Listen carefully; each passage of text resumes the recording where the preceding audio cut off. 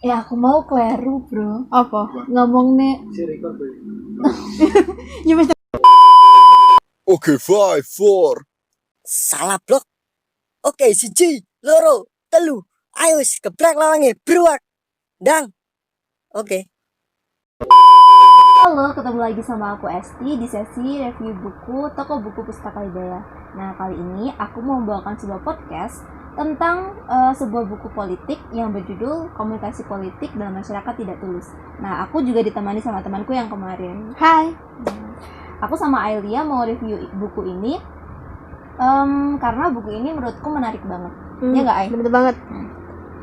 Nah, buku ini sebenarnya mencakup dua bahasan penting ya, yakni bisa dari bidang komunikasi dan juga bidang politik. Menurut kamu nih, Ai, buku ini gimana? Kamu bisa cerita sedikit nggak? Jadi menurut aku bukunya bagus banget, dengan bahasanya mudah dimengerti ya di sini. Lah, untuk buku komunikasi politik dalam masyarakat tidak tulus ini sebenarnya membahas ini tentang bagaimana realita kondisi perpolitikan di Indonesia saat ini. Nggak cuma saat ini sih, sebenarnya juga dibahas dari masa-masa Orde Lama, itu juga dibahas semuanya. Ada disinggung ya di sini ya. Disinggung. Nah, di sini penulis di sini mengajak kita tuh untuk membuka mata lebar-lebar. Bagaimana cara kita menanggapi kondisi perpolitikan. Oke. Nah, di sini jadi apa ya? Lebih kepada bagaimana sih realita perpolitikan di Indonesia. Gimana pemerintah itu menanggapi atau sebagainya. Gimana seharusnya kita sebagai masyarakat itu untuk menjadi tidak fanatik. Nah, tidak fanatik dalam menghadapi situasi perpolitikan. Jadi gitu. Ini ya, kita buku ini tuh memberikan gambaran dan sekaligus saran-saran bagi masyarakat bagaimana seharusnya bersikap sebagai masyarakat yang netral, begitu ya. Iya, jadi nggak hanya saran, di sini juga diberi kayak penjelasan mengapa kita harus begini, mengapa kita harus begitu. Lah, di tulisan ini penulis membawa kita itu untuk mencermati gimana perpolitikan yang ada sebenarnya. Terus di sini penulis juga mengkritisi, tapi di sini nggak cuma mengkritisi pemerintah, tapi juga mengkritisi bagaimana masyarakatnya dalam bertindak, kayak gitu. Jadi balance di keduanya. Nah, mengkritik pemerintah juga mengkritik masyarakat. Nah, tujuannya itu supaya yaitu tadi, sebenarnya masyarakat itu menurut yang aku baca nih di buku ini, menurut beliau masyarakat itu masih terlalu fanatik dalam menghadapi kondisi perpolitikan yang ada. Ya, misal kayak terlalu berlebihan, kubu-kubuan seperti itu ya. Kubu-kubuan, terus akhirnya bentrok dan sebagainya. Malah ini ya padahal kita nggak dapat apa-apa juga gitu loh. Nah, kenapa kita harus berpikir realistis? Di situ penulis membawa kita untuk mencermati satu persatu permasalahan yang ada dan gimana sih cara kita menyingkapinya gitu. Oke. Aku mau sedikit ngasih tahu ya tentang spesifikasi buku ini tuh apa aja. Jadi buku ini dikarang oleh seorang dosen dari Universitas Swasta di Malang, yaitu Universitas Muhammadiyah Malang, namanya Nurudin. Kemudian buku ini diterbitkan oleh Pranada Media dengan jenis covernya ini soft cover ya. Terus kemudian isi di dalamnya ini book paper. Jumlah halamannya 198 halaman dan buku ini diterbitkan pada bulan Juli tahun 2020. Ya, masih baru banget ya. Masih anget-angetnya. Tapi kemarin aku juga sempat studi literatur, ternyata sudah banyak nih yang nge-review. Jadi udah banyak diulas di beberapa website, bahkan di beberapa media cetak juga ada yang mereview buku ini, karena buku ini memang cukup bagus. Bukan cukup sih, memang benar-benar bagus kalau menurut aku. Nah, ini ya, aku menyoroti buku ini dari pandangan masyarakat awam karena latar belakang pendidikan aku kan memang bukan dari politik maupun dari komunikasi. Nah, menurut aku buku ini cukup mudah dimengerti karena bahasa yang digunakan ini cukup mudah dipahami. Kemudian yang menjadikan buku ini cukup istimewa karena di buku ini terdiri dari 4 bab. Jadi dari 4 bab itu terdapat 4 judul bab besar. Kemudian di bawahnya itu ada beberapa artikel. Jadi satu bab itu terdiri dari beberapa artikel yang menyangkut tema besar itu tadi. Jadi di sini ada banyak artikel yang sebenarnya artikel ini atau artikel opini ini sudah diterbitkan di beberapa media cetak. Jadi ini merupakan buku kumpulan opini yang dikarang oleh Nuruddin itu sendiri gitu, Ai. Iya benar banget. Kalau dari aku nih ya, berhubung aku juga ini mahasiswa Politik. politik. Menurut aku buku ini bagus karena apa? Karena ini membawa sebuah studi kasus. Jadi isinya itu studi kasus semua, yang dimana bukan hanya sebatas teori, tapi langsung ke praktiknya. Misal kayak kasus dramaturgi politik menjelang pilpres itu langsung ada contoh kasusnya. Lalu dari sudut pandangnya itu memakai tadi itu komunikasi politik. Nah, sehingga di sini kayak kita tuh langsung tahu praktiknya gimana, teorinya apa, dan apa ya, masyarakat menyikapinya gimana, atau kenyataannya malah seperti apa kayak gitu. Itu ada semua. Nah, kalau mahasiswa kan pasti kebanyakan kalau ngerjain tugas atau apapun kan nyari studi kasus. Nah, di sini isinya bukunya studi kasus semua. Jadi nggak teori teori aja. aja. Tapi di sini juga opini beliau pun juga nggak asal-asalan. Ada dasarnya. Ada dasar yang mendorong atau dasar yang kalau ini tuh semuanya nggak asal-asalan gitu. Itu sih. Lalu ini ya, aku mau jelasin apa aja sih isi dari buku ini gitu. Apa aja tuh? Nah, jadi buku ini terdiri dari 4 bab tadi yang seperti udah dijelaskan sama Mbak Esti. Untuk bab pertama ini bagian 1 itu membahas mengenai elit politik dan usaha membangun mayoritas. Nah, dalam bab 1 ini membahas mengenai perilaku elit politik ya, di mana itu untuk usahanya dalam membangun suatu mayoritas.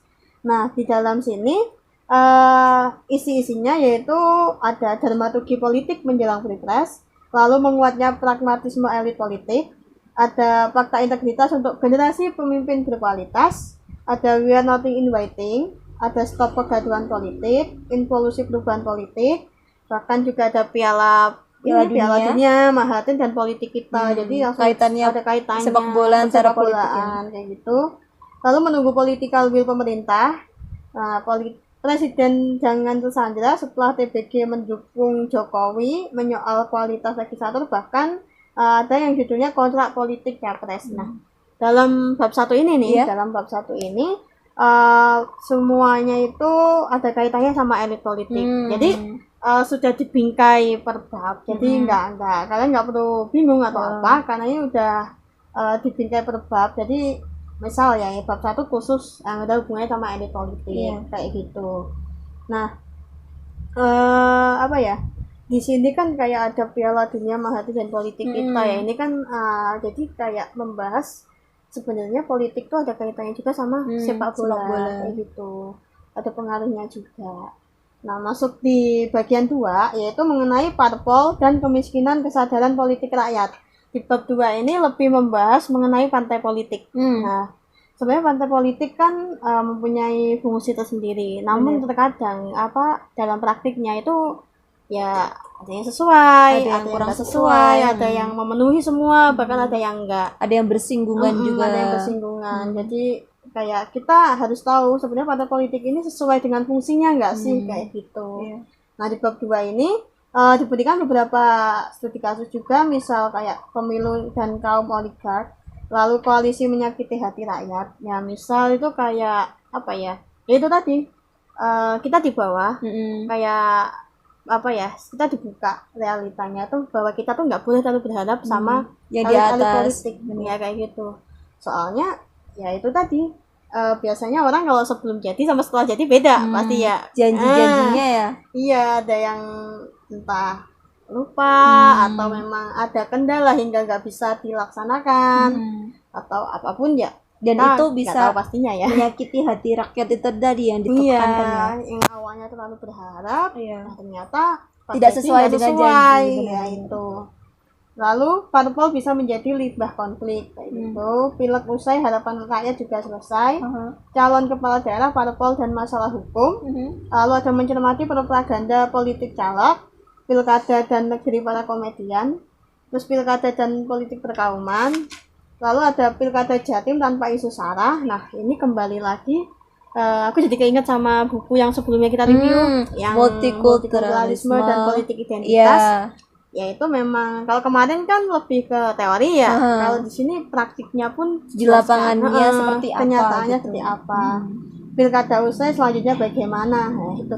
Jadi kan kayak pilkada dan sebagainya itu kan pesta rakyat gitu. Bener. Ya kan kalian pasti tahu dan ingat kayak kalau menjelang kayak gitu pasti baliho banyak, kampanye, tayangan-tayangan pun dipenuhi sama ya yang berbau politik pasti ya, yang kadang kayak membuat kita tuh kayak enak gitu ya, muak sekali gitu, politik lagi ya, ini tiap lagi, hari ini tiap lagi. detik selalu kayak gitu. Bener.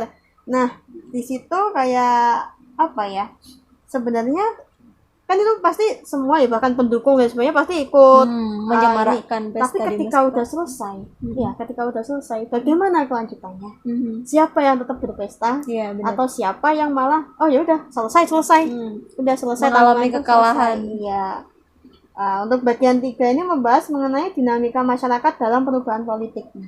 Untuk dinamika masyarakat ini lebih ke kayak perjalanan ya, perjalanan dari zaman dulu, mungkin mulai dari orde lama sampai sekarang, gimana sih dinamika masyarakat ini dalam di Indonesia menghadapi ya perubahan politik itu. Yang pasti kan sesuai perubahan zaman pasti berubah juga kan ya, soalnya dulu sama sekarang pasti beda ya kan. Kepentingannya pasti juga lebih beragam dan berbeda lagi. Bener, kalau dulu mungkin kan media cetak lebih ini, kalau sekarang kan elektronik, orang pakai handphone aja udah langsung ketemu berita ini berita itu, dan belum tentu itu semuanya benar. Jadi kayak baca berita ini dari berita A terus beda sama berita B, kita nggak tahu mana yang benar, mana yang hoax, atau mana sampai akhirnya ya mau percaya yang mana kita juga nggak tahu. Benar. Nah di bagian 3 ini terdapat beberapa judul, ada 11 judul di sini. Kak Terorisme, Balada Negeri Para Penghujat, Menjawab Kesabaran Rakyat, Suara Rakyat Itu Suara Tuhan, Menyikapi Hiruk Pikuk Politik, lalu Catatan Politik 2015, ini tadi yang tahun kejenuhan politik masyarakat yang kata kamu tadi enak gitu ya. Iya udah enak banget. Enak ya. Enak. Ya di mana-mana lihatnya itu, mau nggak mau. Lalu di sini ada juga Aremania dan Perlawanan Kaum Pinggiran. Nah, tadi yang kayak tadi kita kita sempat singgung, yang ada kaitannya antara politik, sepak bolaan, bahkan sampai supporternya juga. Ikut bener. Itu partisipasi. Rokok, tato, cadar, jenggot itu juga. Lalu kayak Vicky Prasetyo itu cermin wajah kita. Kenapa contohnya harus Vicky Prasetyo? Karena harus baca buku ini biar tahu. Membaca jernih kasus Meilyana dan Neno Warisman. Lalu catatan lembaran tersisa itu Lebaran 2013 bersama caleg jalanan sih juga ada. Nah terakhir yaitu bagian kekuasaan politik dan tarik ulur kebijakan.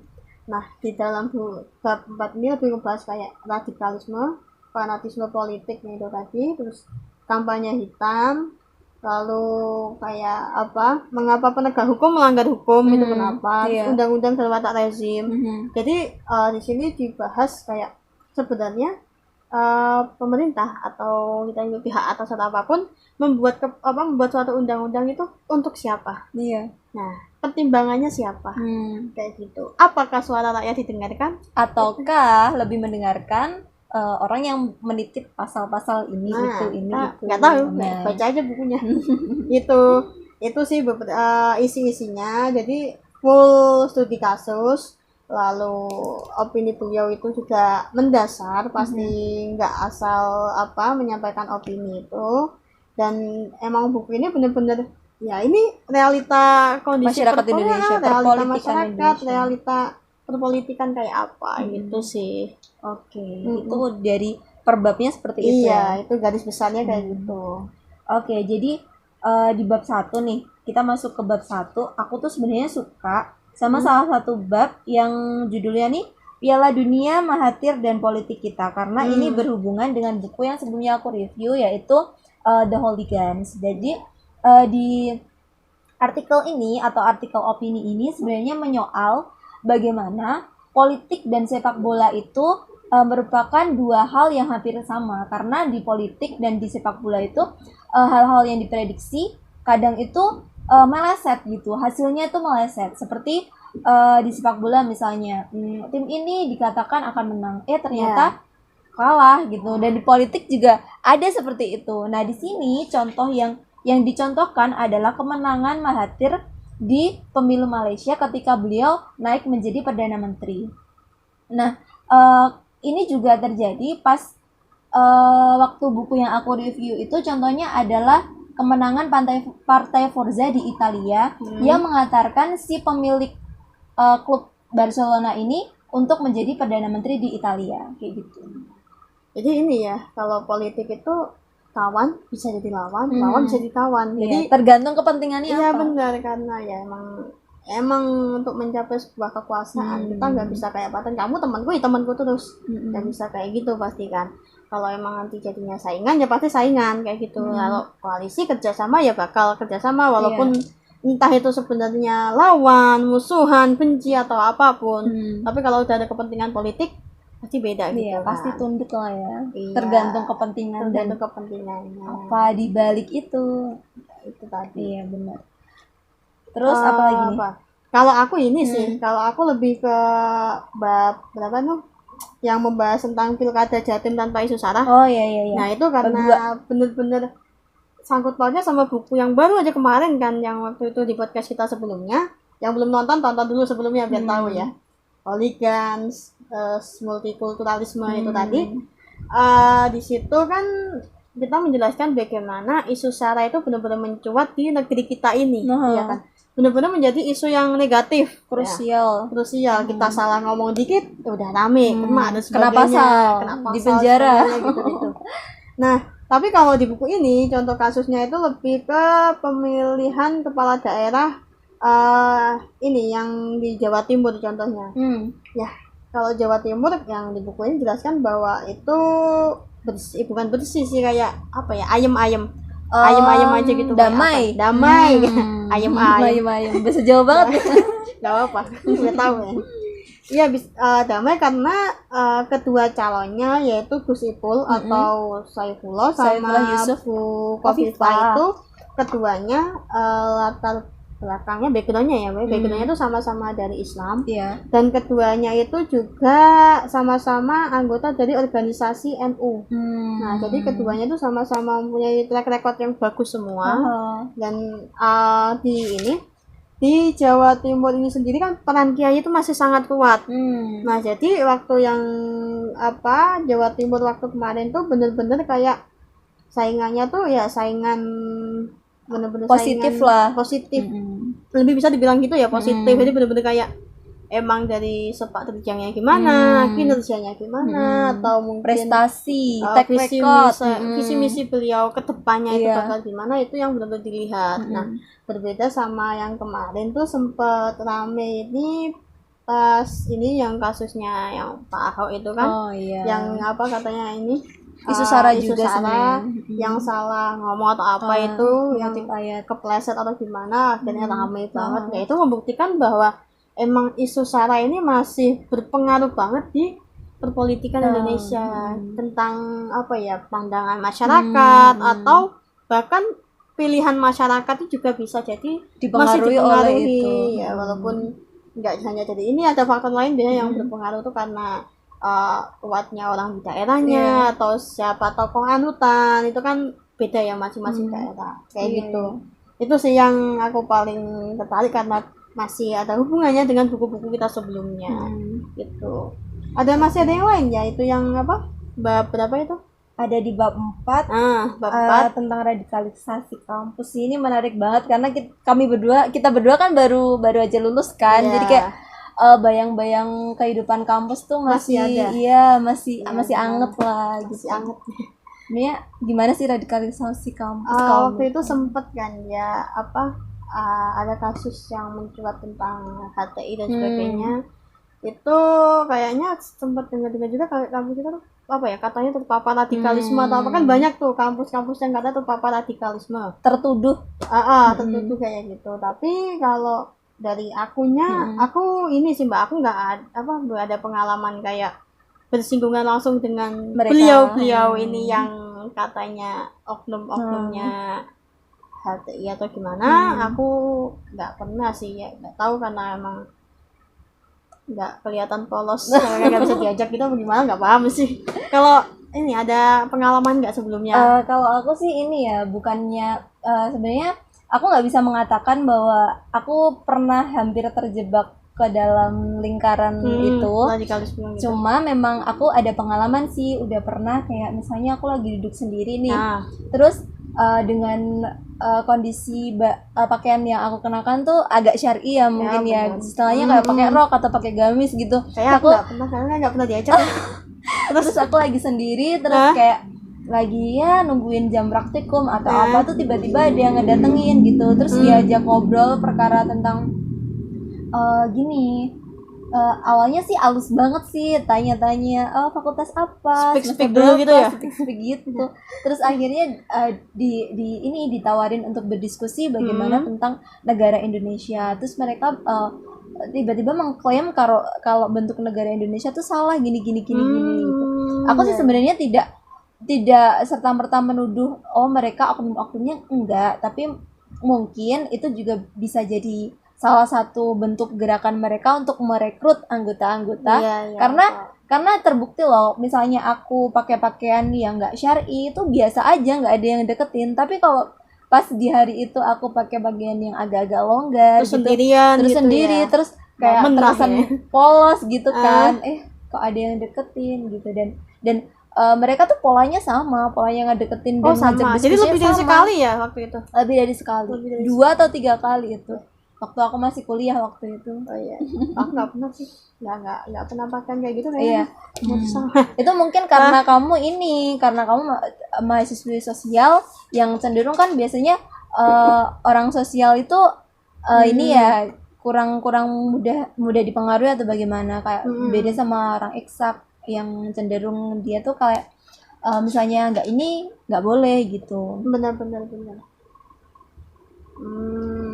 Lalu ini sih, kalau menurut aku sebenarnya penting banget bagi kita itu untuk banyak baca entah itu buku, entah itu berita atau apa. Tapi kita nggak boleh nelan mentah-mentah ya, karena itu kan untuk menambah wawasan kita. Kita membaca itu jangan cuma satu sumber, bandingkan dengan sumber yang lain. Terus kayak dari para ahlinya kayak gitu, supaya apa ya, kayak ini tadi seandainya mungkin aku nggak bilang semua atau rata-rata ya, mungkin kalau pas kita posisinya nggak paham HTI itu apa, terus radikalisme itu sebenarnya artinya kayak gimana, itu kita bisa terjebak ke dalam kan, nanti takutnya yaitu saking polosnya kita atau gimana tiba-tiba ikut kayak kita mungkin dipengaruhi ini terus pakai bawa paham itu terus akhirnya iya bener ya, harusnya ajaranku gini. Nah, jangan sampai kayak gitu. Tapi ya balik lagi ya ke masing-masing orang kan punya pendapat sendiri-sendiri, kita punya prinsip sendiri-sendiri, kita menentukan apapun juga kita harus dari diri kita sendiri. Nah, bukan berarti apa ya, kita mempengaruhi juga enggak. Itu yang terbaik buat diri kita aja gitu sih. Iya. Oke. Aku mau ngasih ini juga sih, beberapa pendapatku tentang buku ini. Buku ini tuh bagus banget ya, kayak yang dibilang Ailia tadi, ini bagus banget buat kalian mahasiswa komunikasi maupun mahasiswa politik. Nah, kalian juga bisa menjadikan buku ini sebagai contoh atau rujukan bagi kalian yang mungkin ingin menulis opini yang berkaitan tentang politik, yang mungkin kalian pengen banget nih mengirim tulisan ke media cetak. Standar tulisan media cetak yang bakalan terbit itu kayak apa sih? Soalnya di sini memang artikel yang notabene-nya udah terbit di beberapa media cetak besar di tanah air kayak gitu. Misal belum pede atau gimana, kalian bisa baca-bacain dulu buat ngeliat, oh berarti tulisanku harusnya kurang gini, atau mungkin beliau juga open diskusi. Selain itu juga untuk kalian yang mungkin nggak sepemikiran atau gimana, bisa ngasih kritik dan saran ke beliau. Jadi kayak nggak menutup kayak harus setuju sama opininya Pak Nurudin ini gitu. sendiri ya. Namanya opini kan pasti punya masing-masing orang beda-beda punya dasar sudut pemikiran pandangnya pun mungkin beda-beda kayak gitu. Yang belum pede atau apa pengen diskusi sama beliau bisa. Yang sebenarnya kayak aku punya tulisan banyak nih, tapi aku nggak pede, aku takut gini takut itu, apalagi kalau pembahasannya aku politik atau gimana, aku takutnya nggak sesuai atau apa gitu. Bisa diskusi dengan beliau di email ya. Iya, di emailnya Pak Nurdin. Iya, ada emailnya ada di deskripsi kita, ini bisa dilihat. Oke. Ya gitu aja ya. Udah, ada tambahan mungkin? Pokoknya udah intinya buku ini bagus dan recommended banget buat kalian, gitu aja. Iya. Oke. Sekian review podcast review buku kali ini. Tadi aku grogi. Jangan lupa buat like, komen, subscribe, dan share video ini agar lebih bermanfaat. Jangan lupa juga buat kalian yang pengen banget ngedapetin buku ini, silahkan kunjungi di marketplace kami di Shopee, Lazada, maupun di Instagram @tokobuku_pustaka hidayah. Sekian dulu dari aku dan Ailia. See you next time. Bye.